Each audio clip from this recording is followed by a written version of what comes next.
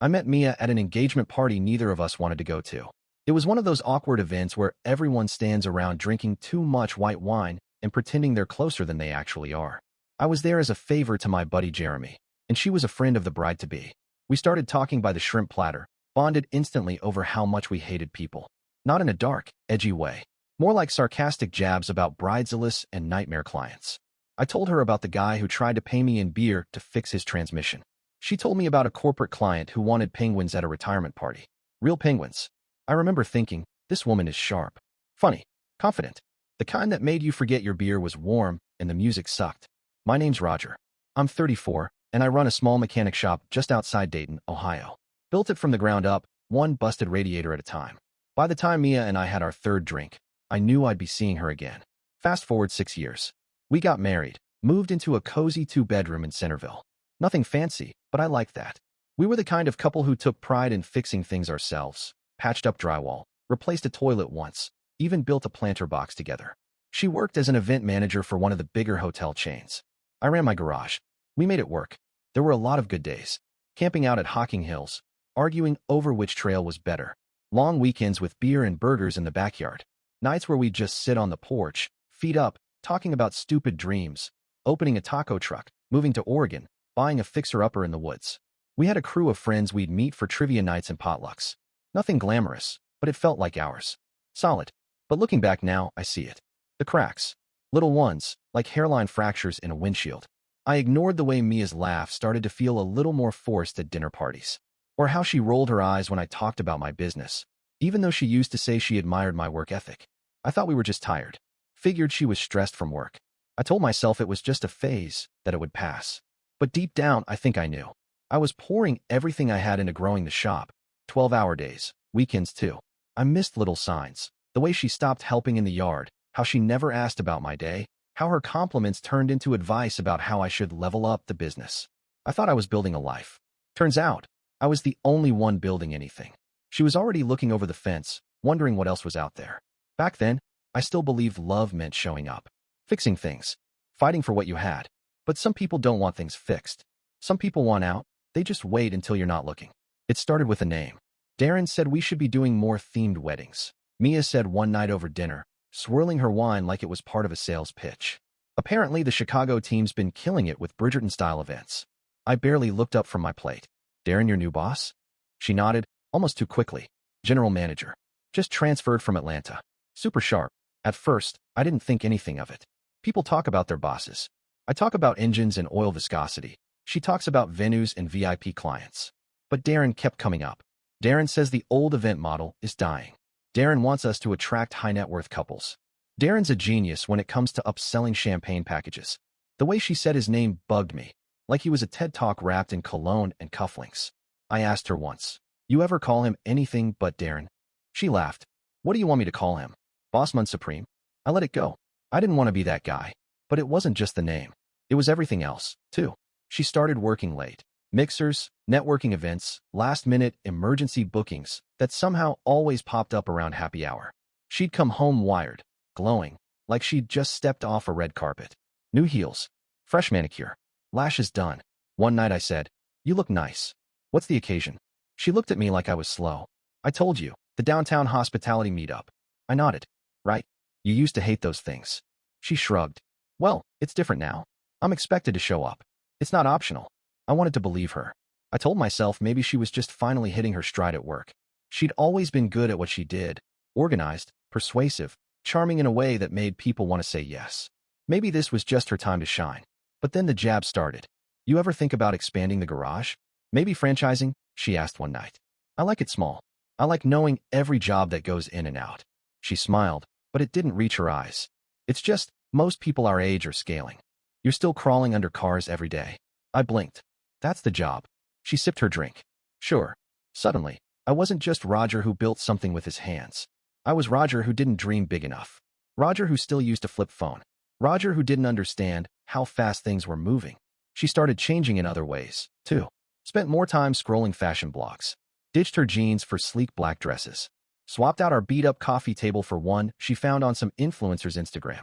I came home one day to find her throwing out all our mismatched mugs.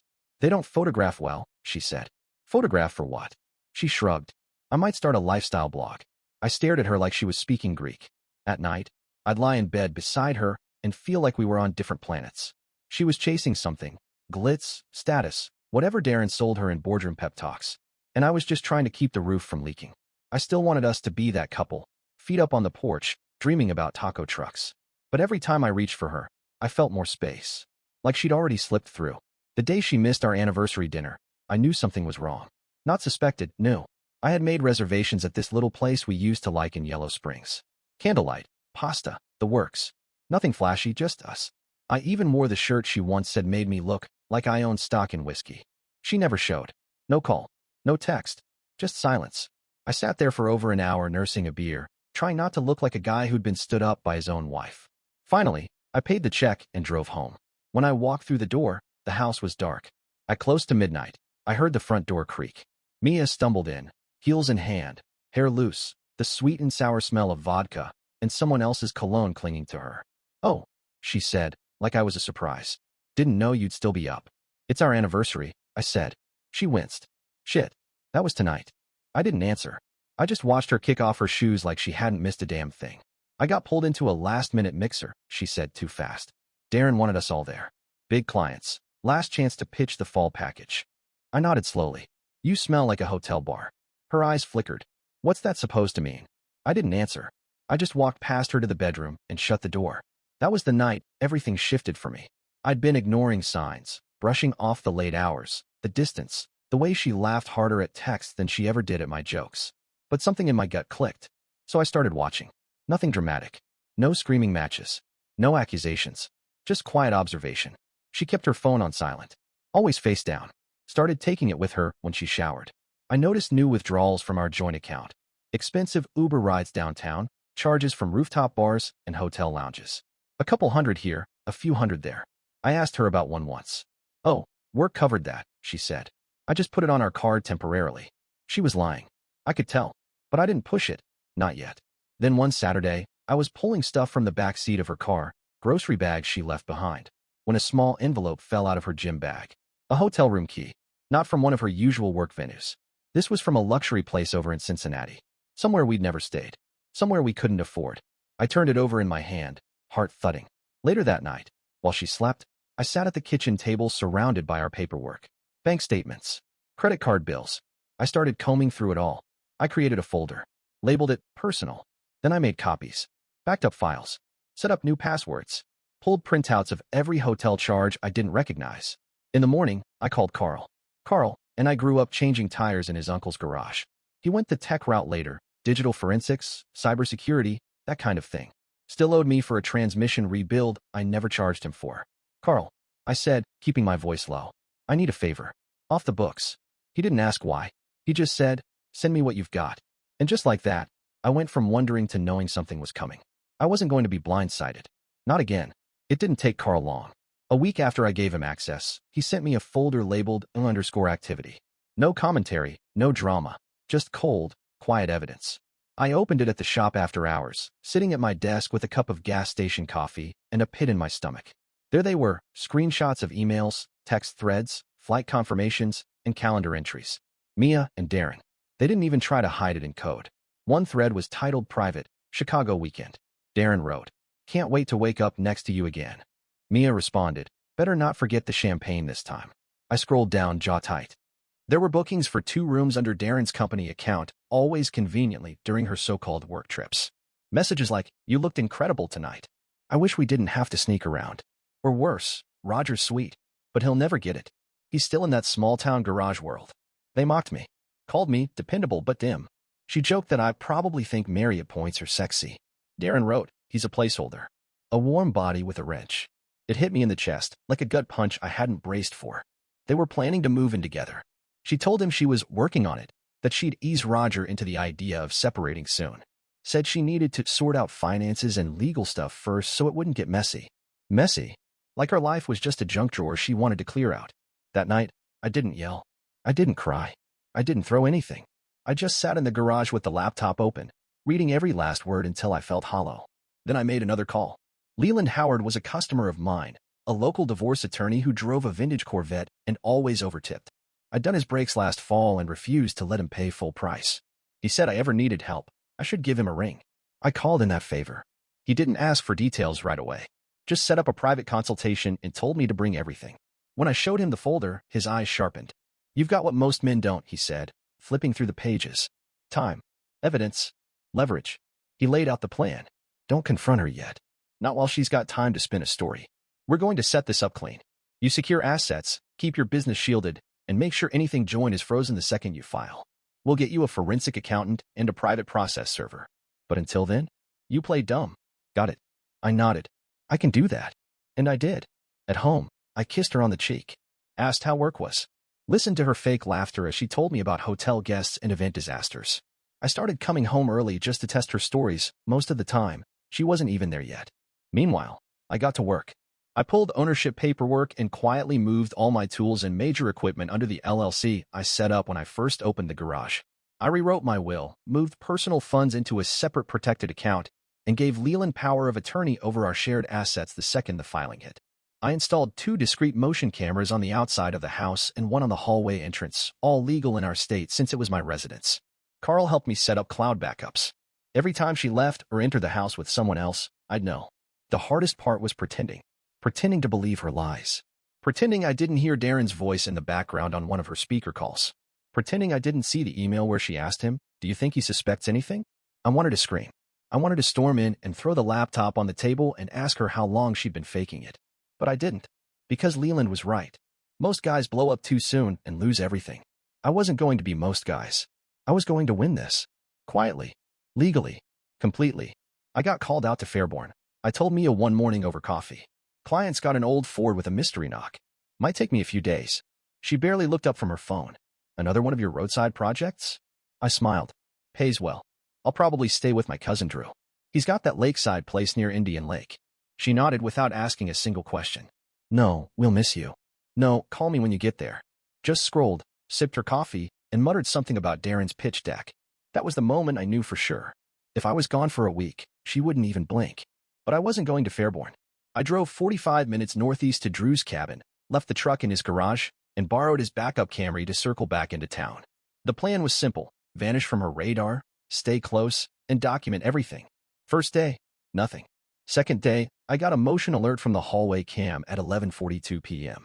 I pulled it up and watched Darren in my house, walking like he owned the place, setting his bag down in the front hallway. He kissed Mia like they'd done it 100 times. Then walked into my kitchen. My kitchen. He opened my fridge, grabbed a beer, and made himself comfortable.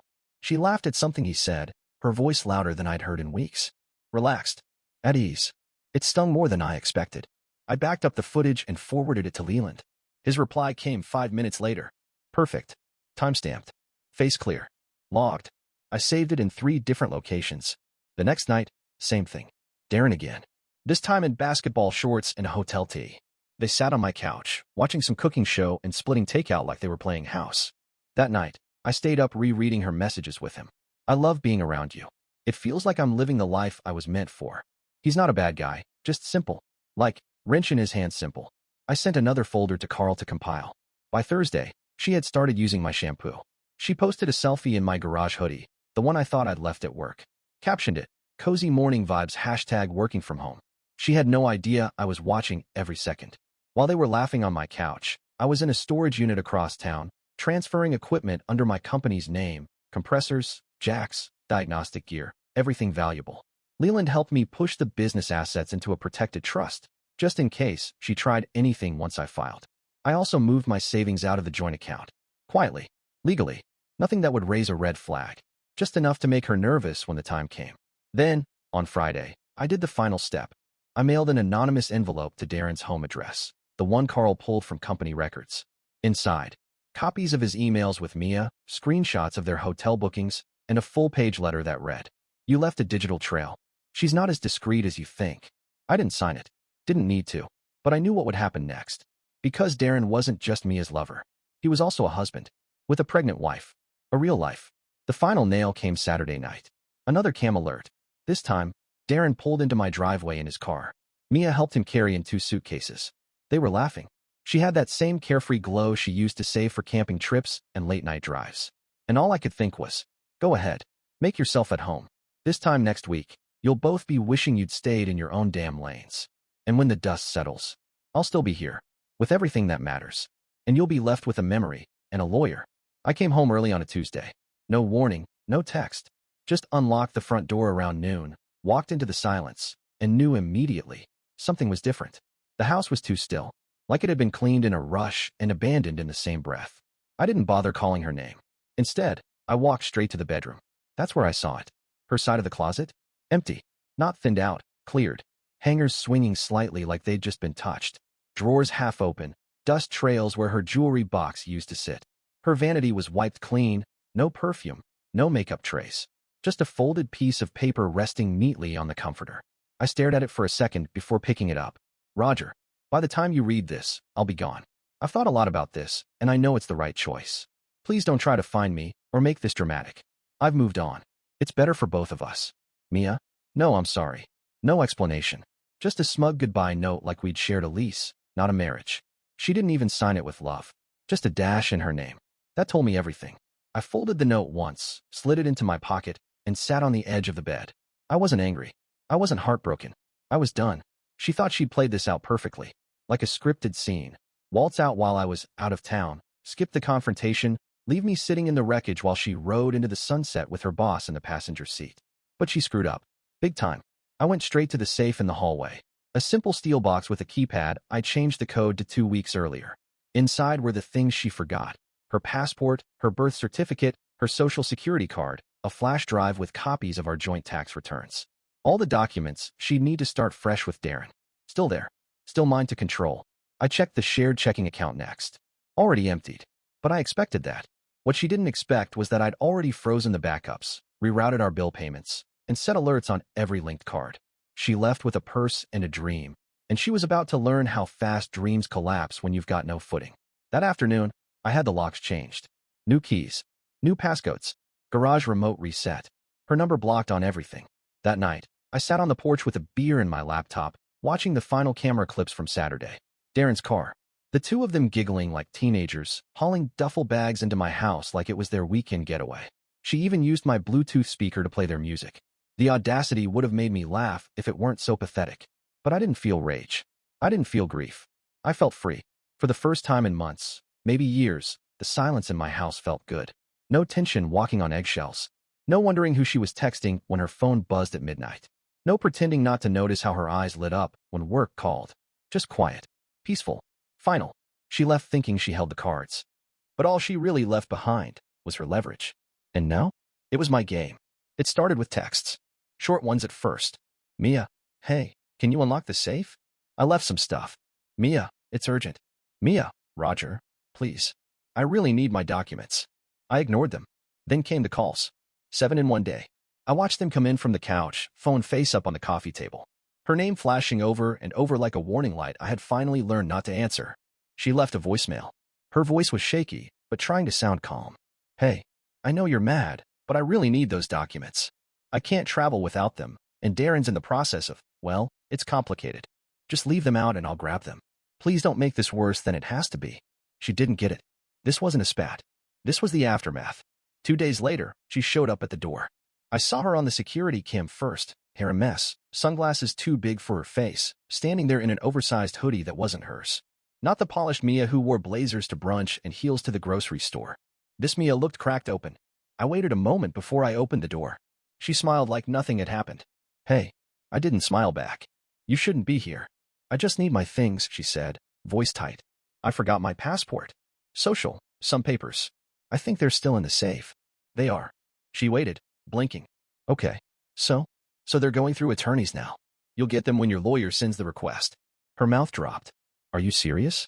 Completely. She scoffed. Roger, come on. Be reasonable. You left a note and disappeared, I said. That was your version of reasonable. She stepped forward. Look, Darren's wife found out. She told corporate. We both got fired. I didn't react. She sent screenshots to HR, Mia went on, voice cracking. The emails, the bookings, everything. They walked us out on Thursday. I lost everything, Roger. My job, my reputation. Still, I said nothing. She threw up her hands. Don't you even care? No, I said, voice even. Not anymore. For a moment, she looked like she might cry. You think this is easy for me? I tilted my head. You think I care? She stepped back like I'd slapped her. Well, I nodded. Yeah, well. She laughed once, sharp and bitter. You know what? You were never ambitious enough. That's why I owe. She stopped herself, too late. I raised an eyebrow. Go ahead. Say it. She shook her head and turned toward the driveway. Forget it. I watched her walk away. Halfway down the steps, she stopped. Do you even know what it's like to lose everything in a day? I shrugged. You should have asked Darren's wife. She beat you to it. Her shoulders tensed. Then she kept walking. When she reached the curb, she turned back one last time. You think this is over?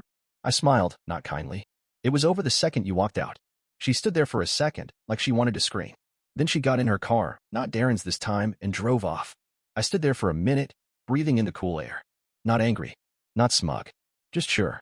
Because it was never about revenge. It was about closure. She came back expecting a door still cracked open. A place to run to. But all she found was a man who finally remembered his worth. And a locked door that wasn't opening again. The meeting was scheduled for 2 p.m. in Leland's office, a plain building on the west side of town, with tinted windows and coffee that always tasted like burnt plastic. It felt like the right setting. Dull, gray, official. No emotion. Just paperwork and signatures. I arrived 10 minutes early. Wore my cleanest jeans and a flannel Mia had bought me years ago. Figured it was poetic, wearing her version of domesticated Roger to the divorce negotiation. She showed up 2 minutes late. Darren didn't come. Her hair was pulled back tight, lips pale, and she wore the kind of stiff blazer that said, I'm still holding it together. Her lawyer, some kid fresh out of law school with a nervous tick, carried her file like it was a bomb about to go off. We didn't say hello. Leland opened the meeting, calm as ever. Let's get started.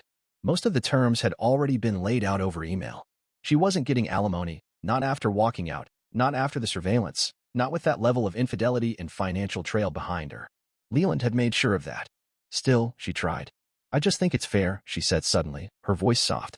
We built a life together. Leland didn't even blink. And you dismantled it. Privately, publicly, and on Roger's property, which he owns solely. Let's continue. She stared at me, eyes glossy. You're really just going to throw away everything? I leaned forward. You did. I made a mistake, she whispered. No, I said. You made a choice. Then you printed it out and laminated it. Her lawyer coughed. We don't need to get personal. I smiled politely. This whole thing's personal. We moved on. Darren came up once, a footnote in the evidence packet. By then, he was already on leave pending a corporate investigation, and from what Carl told me, his wife had filed for divorce last week. I had no idea if they were still together, and I didn't care. Mia stopped fighting around page 11. You could see it, the moment she realized there was no soft landing. No second chance. No loophole. She just sat there, staring at the papers in front of her like they were written in a language she'd forgotten how to read. Her lawyer said something about reputational considerations. Leland calmly replied, We'll be staying quiet if she does. But if any rumors float around that affect my client or his business, we'll take action. I signed the last page without hesitation. Then Leland slid the folder to her. She didn't move. Mia, her lawyer said softly. She blinked, picked up the pen, and signed. And that was it. I stood, shook Leland's hand, and walked to the door. Mia looked up at me as I passed. So that's it. I stopped for a second. Yeah, that's it. No chance we talk? Ever. I met her eyes. Not in this life. Then I walked out. Into the daylight. Into freedom. The papers were filed, the locks were changed, and the house was finally quiet. Not the kind of quiet that feels heavy or lonely. This was different. Lighter. Peaceful. It took a few weeks for the air to shift, for her scent to fade from the blankets, for the space where her shoes used to be to stop catching my eye. But it happened. The grief didn't come in waves like people say. It came as a slow unknotting, like a rope finally loosening from around my chest. I got back to work. I upgraded the shop, added a new hydraulic lift, and invested in a digital diagnostics bay. Landed a fleet maintenance contract with a local delivery service, which meant steady income and more hires. I brought on a second tech, gave my part-timer a full-time role, and finally replaced the worn leather chair in the front office that had been squeaking since 2019. I was doing more than getting by. I was building again. And then there was Jenna. She showed up one Thursday afternoon in steel-toed boots and a ponytail, needing an alternator replacement for a work truck. A welder, owned her own mobile rig. We talked while I ran the diagnostics. She made fun of the caution, hot surface sticker on the engine block. People still need to be told not to touch that, she laughed. I shrugged. You'd be amazed. She came back the next week with her brother's truck, then a friend's. Then she invited me out for beers with her crew. Jenna wasn't like Mia. She didn't care about polish or polish removers. She smelled like burnt steel and lavender soap, swore more than I did, and laughed at her own jokes. First date, she wore flannel. Second, she paid the tab. We weren't anything serious, not yet. But I didn't flinch when I saw her number pop up on my phone. I didn't wonder who she was texting when she smiled at her screen. It was easy. Honest. One day I got a message from Mia. Just her name on my phone again made my stomach tighten. I didn't open it. Didn't need to. Carl had warned me she was staying with her sister across town, out of work, and, last anyone heard, applying for jobs in event planning again. Lower level. She'd have to work her way back up. I blocked the number without reading a word. That part of my life was over. Sometimes, late at night, I'd sit on the porch with a beer and think about how fast things can burn down. How you can share a bed with someone and never really know what they're planning. But I didn't sit there long. There was always something to do the next morning. An oil change, a coffee order, a laugh waiting at the shop. And now, someone who might actually understand what it means to build something and not walk away when it gets hard. I wasn't bitter. I was better. And the next time my gut speaks, I'll damn sure listen.